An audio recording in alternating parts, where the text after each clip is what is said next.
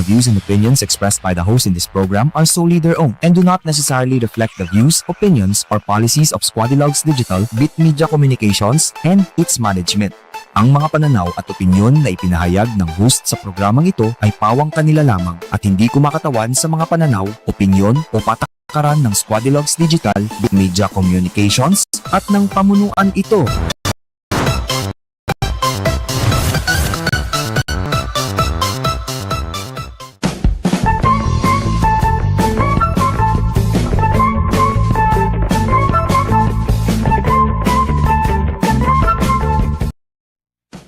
Woohoo! What's up?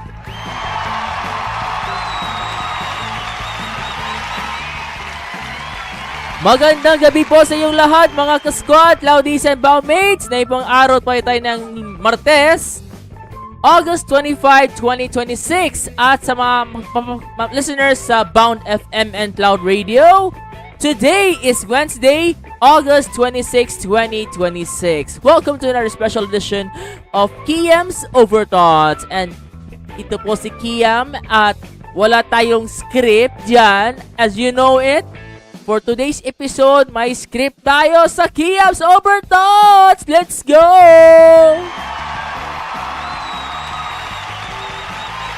At sa lahat tayo nakatutok tayo sa official Facebook, YouTube channel ng SquadiLogues at ang Facebook page na nalag na pero diretso tayo sa YouTube channel ng SquadiLogues. Ayun! Naka-live tayo sa YouTube channel ng SquadiLogues at isipin ko may drop prints na tayo. Oh my God. Grabe naman dyan. And for today's episode, which is all about the happening, which is the tech headlines, the lifestyle topics that you need to know, and what's going on in our random topics that you can share on our day. So hanggang 9 PM na po sa mga live tayo sa YouTube at sa mga nakikinig sa Bound FM and Club Radio hanggang alas 8 ng gabi tuwing Miyerkules at Biyernes po yung mga ka-Boundmates, Cloudies at mga ka-squad. Ganito yun ang sinasabi na nakalive tayo ang Kiam's Overthoughts. Nakalive tayo ang Kiam's Overthoughts. Lagi tayo maka-live as you know it. Grabe na tayo naka-duplicate anong live. Okay, once again, magandang gabi sa inyong lahat mga ka-squad, Cloudies and Boundmates. Welcome to Kiam's Overthoughts. Ako po si Kiam. Palapakin natin dyan. Yeah, palapak.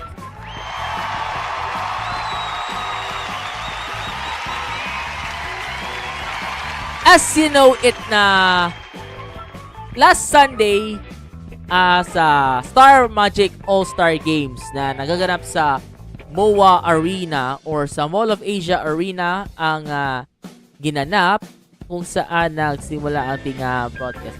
So, makikita natin sa ating official YouTube channel sa website ng ABS-CBN. So, as we top up the news or sports headlines na nakabasa ko sa sports headlines. So, basa lagi sa ating headlines natin sa sports. Scroll down natin. As you know it na scroll down na tayo. So, we set A, set B, set C. Wala lang tayong nagawa. So, anyways, before we wrap up for today's headlines, our lifestyle topics that you need to know, and we are going quickie news from the source. At sa lahat nandyan stricton pagnubay at gabay na magulang. So, ayon sa ulat ng ABS-CBN News, tingnan natin sa news topic for today ay ang Tulfo plus social media platforms for spread of violent graphic online content. Posted by Victoria Tulad of ABS-CBN News. So, basahin natin sa post article. Yan ang photo ni Senator Erwin Tulfo. So, basahin natin ito. Senator Erwin Tulfo on Tuesday criticized social media platforms for the spread of violent, graphic, and disturbing content online. In his privileged speech during the Senate session, Tulfo particularly mentioned Meta, YouTube, TikTok, and Instagram for allegedly failing to adequately protect the public, especially children, in light of the school shootings in Zamboanga City and Tacloban City. So, ang mga kupangyan ito ay may kanyang-kanyang community standards daw. Community standards. Malinaw sa kanilang mga patakaran na ipinabawal ang graphic violence, nakagimba na material at mga content na maaring makapinsala sa mga bata. Pero ang mga tanong natin ay kung malinaw talaga ang kanilang mga patakaran, bakit patuloy pa nakalusot at kumalat ng ganito mga uri ng material. Tulfo pointed out that a crime is not entertainment and the suffering of a victim is not content. Kung kumitika po sila ng bilyon-bilyon mula sa mga advertisement at views ng kailang mga subscribers, dapat din sila managod kailang mga kababayan na mandulot ng manakipinsala sa publiko. So, he said, there is a need to study the creation of a law that will penalize social media platforms that repeatedly show photos and videos of prohibited content, especially violence on children. So, let us therefore demand accountability, not to silence social media, but to make it safely, Tulfo said. Other senators agreed with Tulfo. Senate President Sherwin Gatchalian said there must be regulations, especially for the sake of children.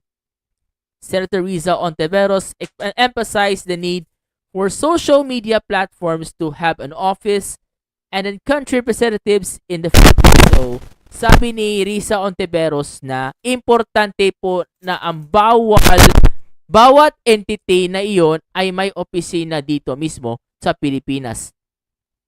Para kung kailangan makipag-ugnayan sa kanila yung mga law enforcement authorities natin, yung mga investigators natin ay mas madali po na nila makisagawa to prevent further harms at saka din para i-exact yung accountability para sa mga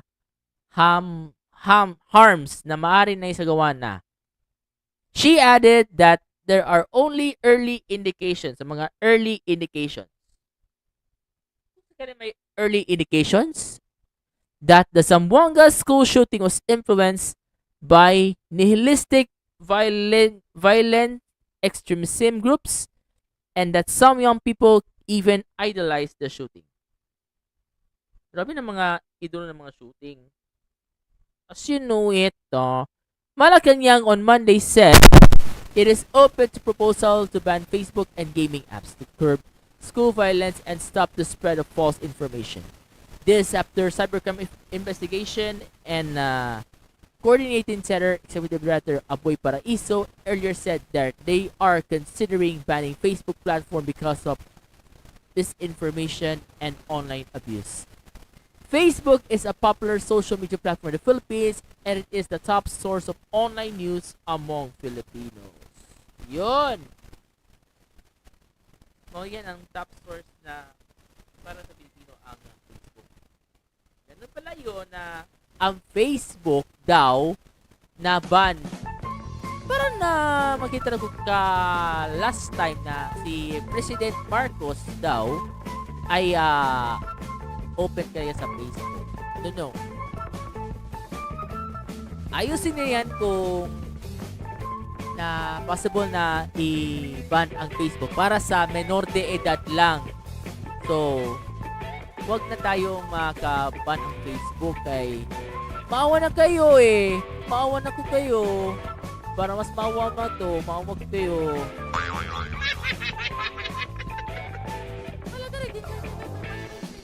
May paawa effect na to kay walang Facebook doon sa wakas kayo pero tayo update sa ating squad ko. Pwede lang sa X. Pwede lang sa X.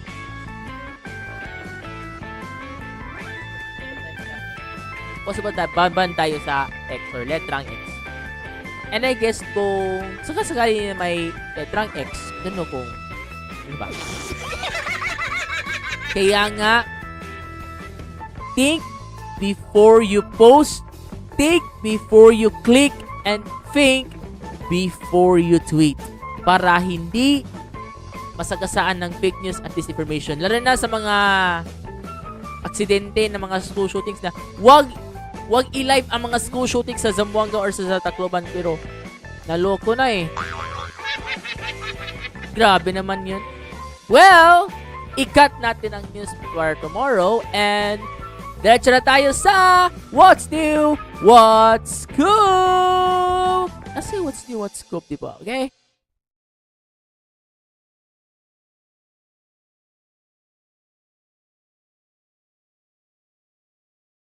Lag kaayo. Again.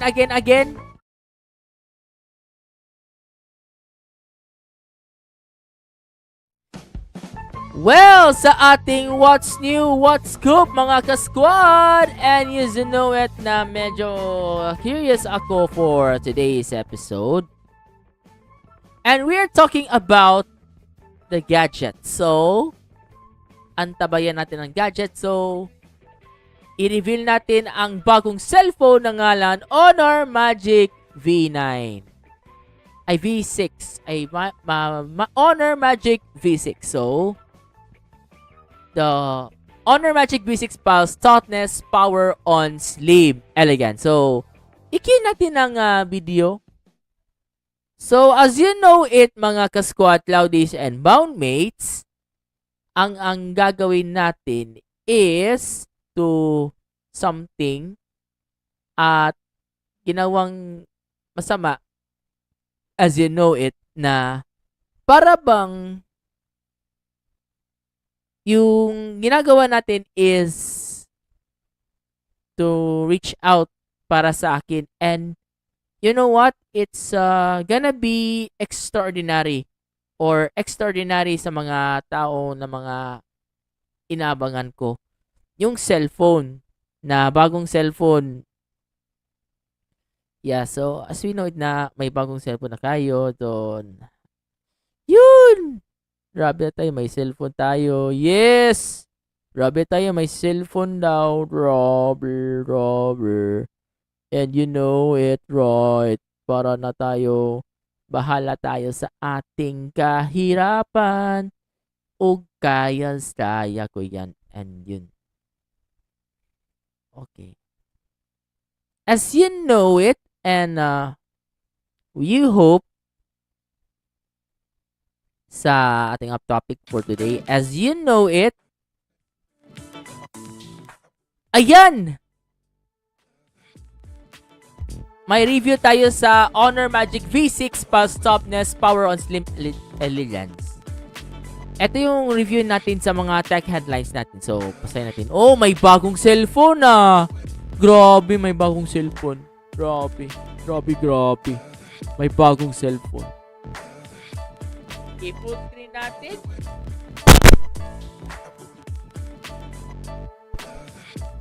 So, pasayin natin sa article ng ABS-CBN News.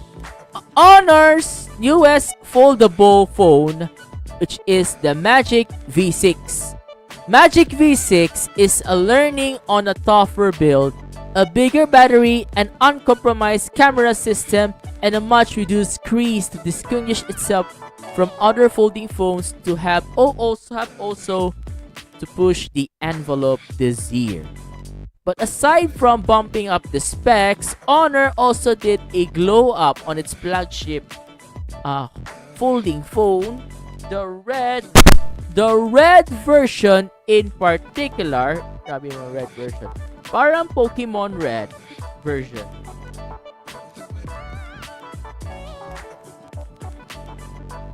Yung Pokemon Red. Ano yan? Pokemon Red? O sige, red version is particular, which was sent to us for review. Looks like it was designed in league with a luxury brand. Its velvety texture, golden frame, and very high level of polish look very premium. If you're someone who likes to wear Prada or Balenciaga, this phone probably wouldn't feel out of place in your hand. So now that's the time. It's a fashion piece. that needs to be treated like a baby. Far from it, this is a durable device that can handle it through this viral stuff. So, ito nating specs of the day sa overthoughts of the day. Okay? May bagong cellphone! Kiam's edition.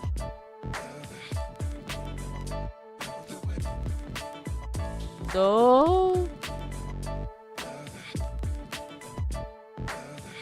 okay. So, vital specs natin. So, ultra slim and lightweight build. So, unfolds so to just 4.1 millimeters thin or 9 millimeters when folded and weighs only 224 grams. Yun. Displays and brightness. Outfitted with a 7.95-inch main foldable LTPO OLED and a 6.52-inch cover OLED and 1080 x 240, both featuring 120 Hz refresh rate, 4,320 Hz PWM dimming and up to 6,000 nits peak brightness on the cover display. Sa processor and platform, powered by the 3nm quad Qualcomm Snapdragon 8 Elite Gen 5 processor with Adreno 840 graphics. 16GB of RAM, 512GB of storage, running Magic OS on top of Android 16. Battery capacity. Integrates a 6,660 mAh silicon carbon battery. So, battery capacity integrates a 6,600. So, fast charging system.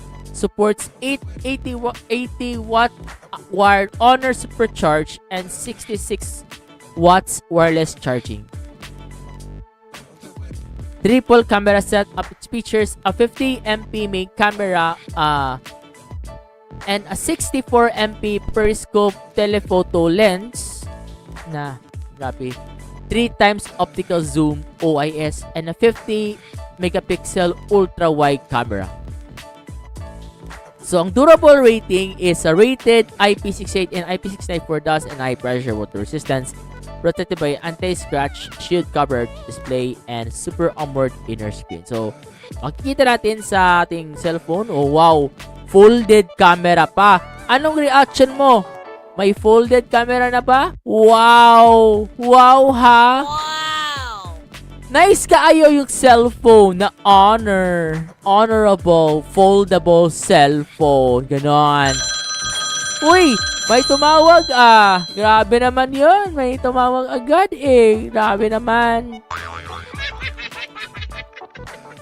Well, mga ka-squad, Loudlies and Boundmates, ito yung bagong cellphone natin. As you know it, mababasa natin. So, same but different. Pero same pero iba.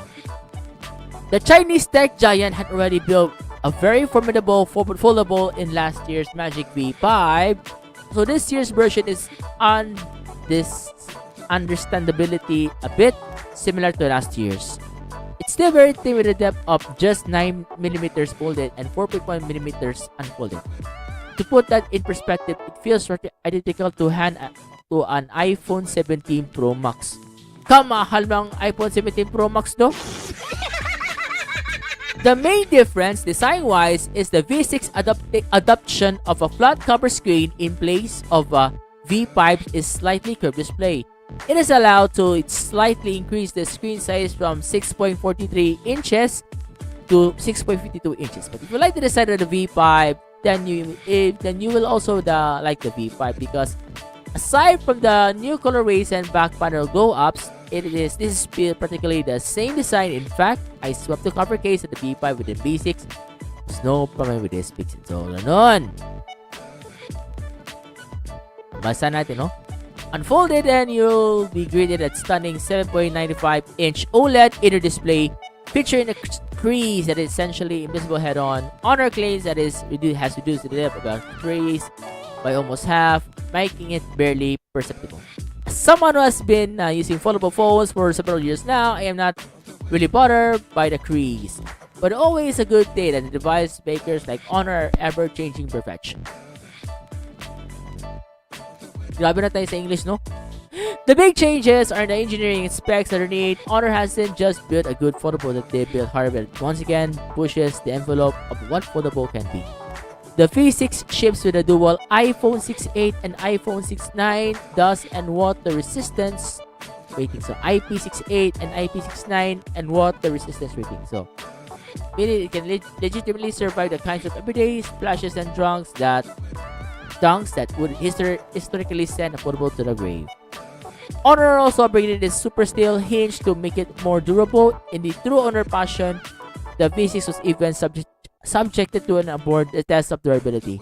The company recently bought local tech journalists and influencers to unearth and declare to witness the V6 clamp to a car and a 1-ton aircraft. The car pulled on the plane and a V6 was not ripped apart, but the ordeal was not actually still functioning throughout torture test. So there's a battery. Honor somehow cram a massive 6,660 mega mAh or mega mAh 6,660 mAh silicon carbon battery inside the razor thin chassis. It easily delivers the best battery life in the entire foldable category, capable of pushing through almost 2 full days of heavy use. So the camera system, housed in a massive love it or hate it octagonal bump on the back. It's also top tier for foldables. These camera specs will be right now at home in flagship bar phone.